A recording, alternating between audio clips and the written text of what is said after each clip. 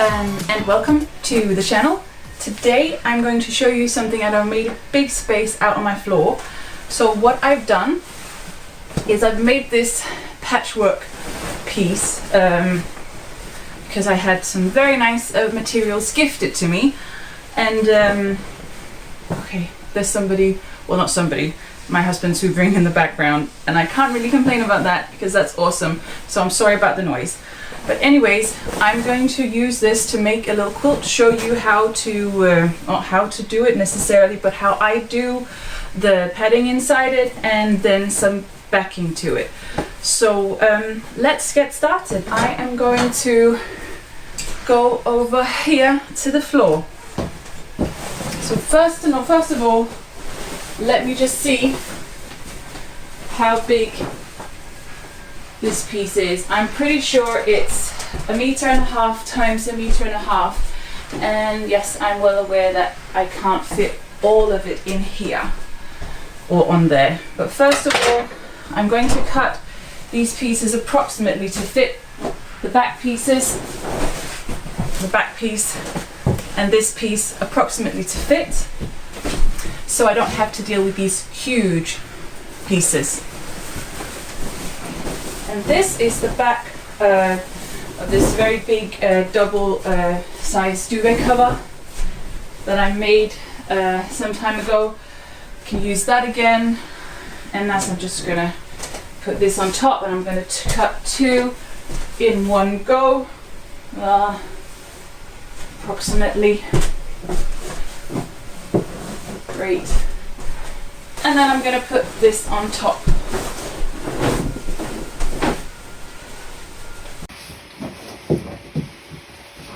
So here we have what's going to be the blanket, and this is the stuff that's left over. The hoovering has stopped. Great. I'm just gonna throw this over to the side. Okay, so I'm gonna take these 2 layers off. So we've just got the green backing, and if you have a front and a back of this, then of course you have to be careful of that. I don't. It is the same front and back. Then we have this magic thing, stick and spray for fabric. Take this spray thing. I'm going to start in one area, I think. So I will have this ready to go on. Not that great to watch, I guess. Oh wow. Okay. Straightening this out here, and then I'm spraying.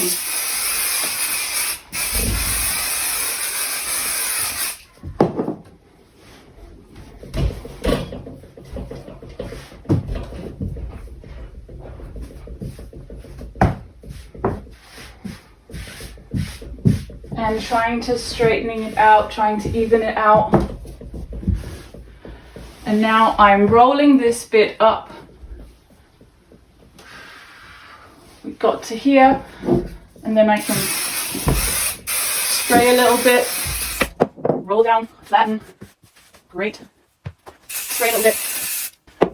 I'm going to fold it down, flatten. And the last bit here, like this. And there was a front and back to this that I didn't see. That's just too bad now, because now this has been fixed onto it. So what a shame. And yeah, just trying to, there are some little lumps and bumps. Cool. That is the first step. And now comes this part, which is fun. Again, I'm gonna check if it fits. Hopefully, yes. Starting with the spray, again, up here, and then placing this down, flattening, rolling the fabric back again, and then you can spray one more, flattening down, Once again.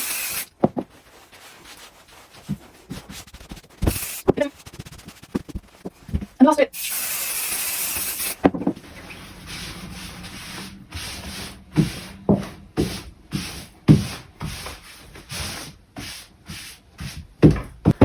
What you can do now is go around in the corners and just adding a little bit extra of this.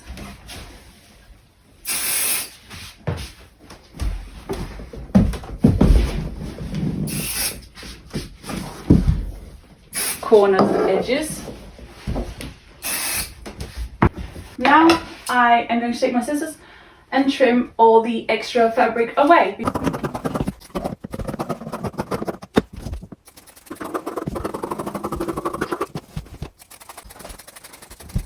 So now I have these two pieces stuck together, or three pieces actually, the front and the padding and the back. And yes, I have a not so nice stitch or seam stripe here on the back, because I thought there was no difference between front and back, but there was, and I only noticed that after I started gluing, so too bad. But what I'm going to do, I don't have a big quilting machine, I just have a normal really good faff machine, but it doesn't have extra space here, so I will just put it in and make some lines, and they won't be exactly straight, but I will try to follow some of the lines here on the front to make them as straight as possible. And it's just about making some seams, some stitches on this so they stick well together after the glue kind of moves off. So I'm going to put this in and then just start.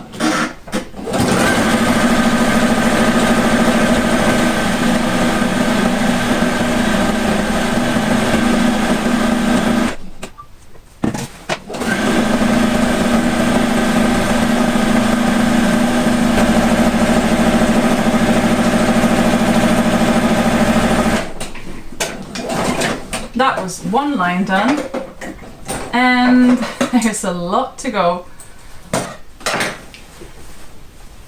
But yes, one line, and then you can gently fold it up because it's going to go in here again, so it will take up a lot of space.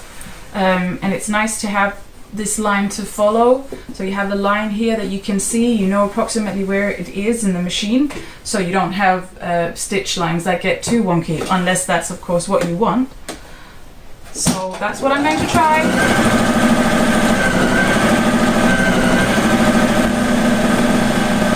It is big, so I can't get the machine.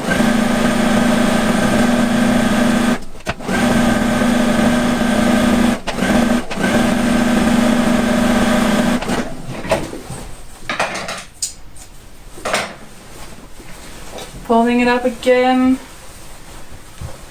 and putting it in.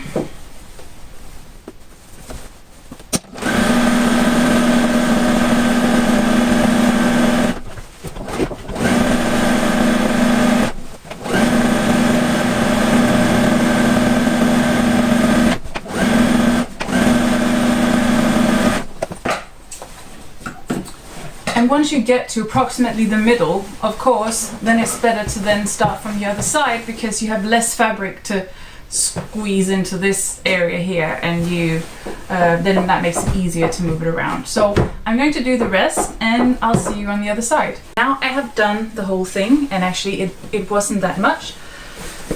I have made some long lines, some long stitches, and perhaps it's not as visible on the front as it is on the back.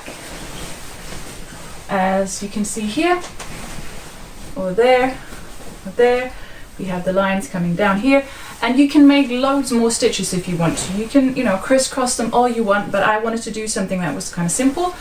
Then I've done all the edges here, all around, just to keep it in place. And I have made some cut some fabric that I'm going to use for the sides. So I have made 4 long pieces that are long enough, and I've made them 16 centimeters wide. I'm not quite sure how wide I need them. I'm just going to start, and I'm not a professional quilter. I just do it kind of freestyle in the way that I think it's fun, and if you are really good at quilting, I know you can do it much nicer, and this is just my simple way of doing it. So I will stitch this on approximately here. Maybe I'll go a little bit in, I think. Approximately here, and then when I fold this out or fold this back, you can see then there'll be a nice line here, and then this will go onto the back where it will be pressed and come in. So okay, yes, I actually do have a bit more space to work on. You could also use maths and just calculate this. So if I say a stitch here, then I fold it like this, then it gets folded. Yeah, that's cool enough for me. Approximately here is what is where I'll sew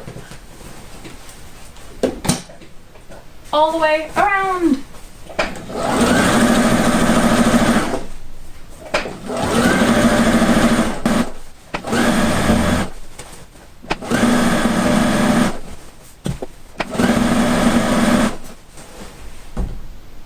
Actually,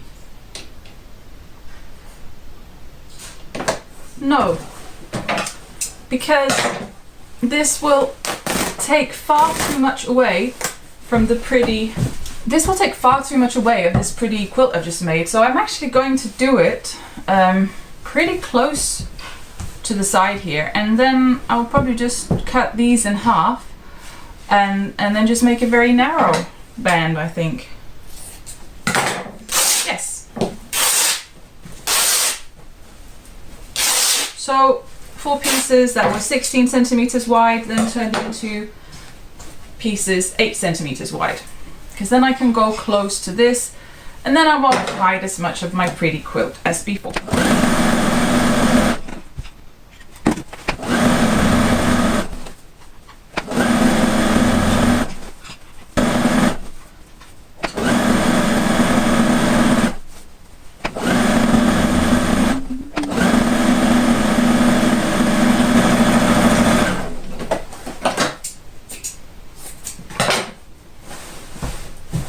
So now the piece of tape, the piece of fabric is stitched onto the side. What I can do now is fold it towards the back. I'll just flip it.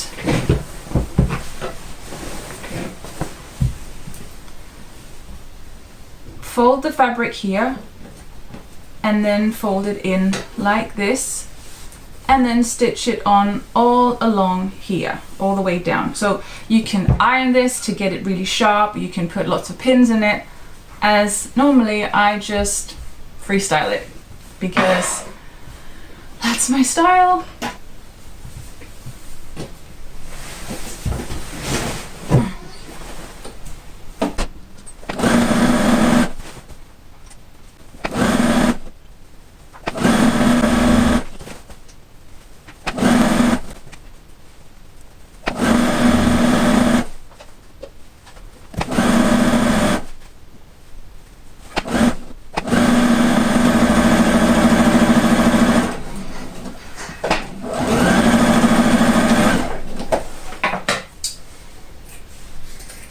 Just trimming off the excess bits here.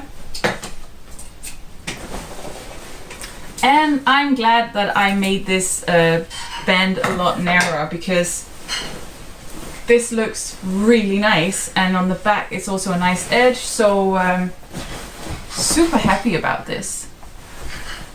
Now I'll just do the rest, the remaining 4 sides, and now it's simply done. All these edges, the back, everything is looking good and just the way I wanted it. And yeah, you might want to know what to do when you get to the corners, and you simply fold it in on both the top and the side, and then you stitch down there, so you get this nice, this is not perfect but it's fine, you have no raw edges. And I'm really happy with how the border edge ended up being. Just excited, and I can't wait to actually use this and have it down in the sofa for a cozy afternoon or cozy evening. And remember, you can always add more lines to it later if that's what you want to do. There's always room for improvement. Thank you for watching, and you can always find your own way of doing things. That's my mantra, kind of. So don't be worried if you want to start quilting, doing patchwork, and you think that you are way too sloppy or random, or that you can't figure out how to do straight lines. You can still make nice things. So don't be afraid of that. Just start making things, and I'm sure it'll be worth it. Thank you for watching, and see you next time. Bye.